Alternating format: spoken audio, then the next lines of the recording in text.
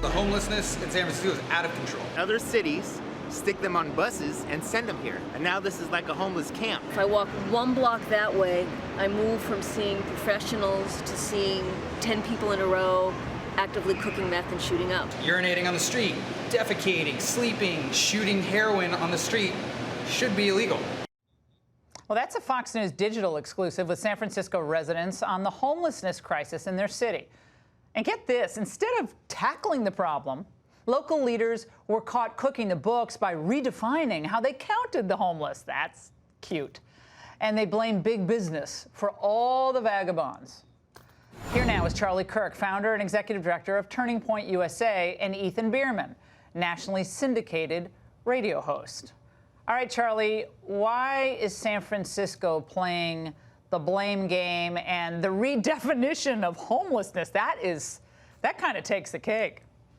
Yeah, it doesn't surprise me, though. Look, I was in San Francisco recently. The city is unrecognizable. It's one of America's greatest cities that has just gone so terribly in the wrong direction. I mean, one policy we can point to here, outside of the obvious, the city's run by all Democrats, all Democrat city council, is Proposition 47. This was passed a couple years ago, which essentially decriminalized petty crimes. And it opened up overcrowded prisons. And unfortunately, people that really need help are now on the streets of San Francisco. And when they do things that are questionable, such as publicly defecating, there's no consequence whatsoever. And so when you decriminalize the little things, all of a sudden the big things start to fall apart. And you have societal chaos. And Mayor Rudy Giuliani tackled this brilliantly in New York City. We have seen a model of a mayor come in and fix structural problems with solutions. And Mayor Giuliani did this in New York City. You're seeing him go in the wrong direction now. San Francisco, because of Proposition 47, and Democrats that, for whatever reason, want to avoid the issue, fudge the numbers around. This is why the city's going in the wrong direction. Ethan,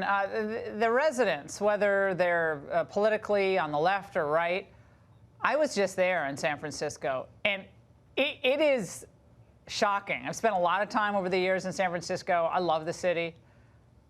Charlie's right, though. In many areas of San Francisco, and it's kind of scattered around. It's everywhere, near the Opera House and the Presidio, down near the, we take the ferry to Alcatraz or Fisherman's Wharf. You see it everywhere. So what can be done at this point, or is this just all because of racism? Well, the homelessness is not racism. We have decades of court rulings that we rightfully close down large institutions where we just inhumanely house people. These are human beings that you don't throw in jail. You don't criminalize homelessness. You get them. The visible homeless need mental health care. They need addiction care. They need semi-permanent or permanent housing to get them off the streets and to get them back onto their feet so they can be productive members of our society. Criminalizing that is not the answer, but getting them the help that they need. Right, but Ethan, San Francisco, well, hold on. San Francisco spent $305 million last year on the homelessness crisis. At some point, do we not think, maybe how they're deploying their money or their solutions aren't working? You know, it's a supermajority Democrat-run city. There are no Republicans. They've pretty much driven them all out of office. Okay, that's how it works. Yes. But at some point, do we say, okay, whose chance is it next to fix this problem? I mean, Democrats just want to say this has been going on for decades, but they've been at the helm for now decades in San Francisco, have they not?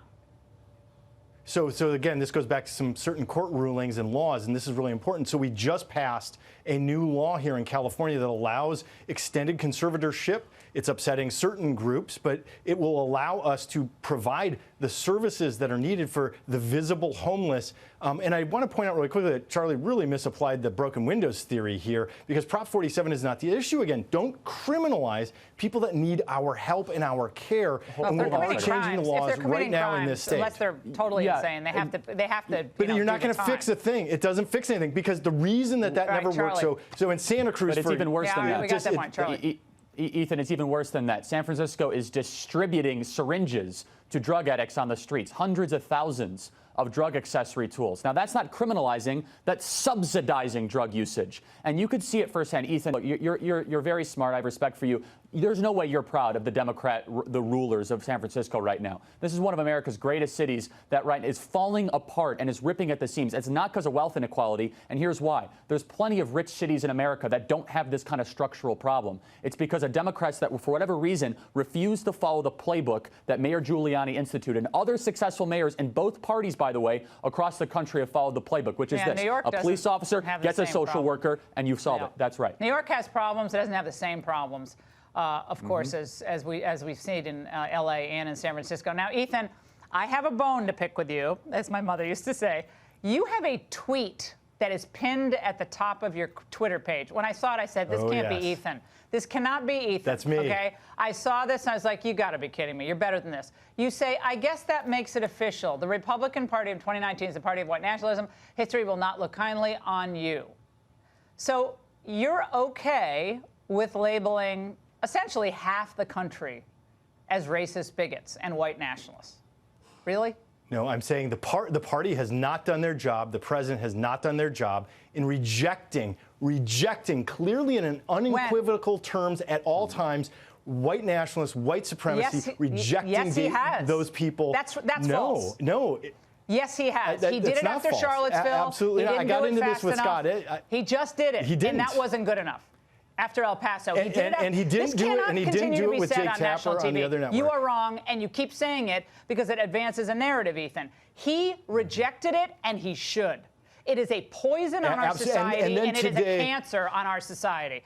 And he rejected it as he should, and that's never going to be good enough. And today, he just did the loyalty charge to Jews in America. If you vote Democrat, your loyalty is in question. That's not what he said. Laura? That was horrible. That is absolutely what he said. You guys have the anti-Semitism problem, not us. Absolutely not. I'm deeply offended by that. I'm deeply Ethan, offended. I'll give you one fact. President Trump deported an actual Nazi from this country, someone that President Obama ignored time and time again. President Trump has accomplished lowest ever black unemployment, lowest ever black poverty rate. He has championed prison reform. What kind of white nationalist would do that? Ethan, you're better than that. Don't engage in that kind of garbage propaganda. It's not helpful. All right, we got to go. Charlie, Ethan, thank you for being here. We really appreciate it.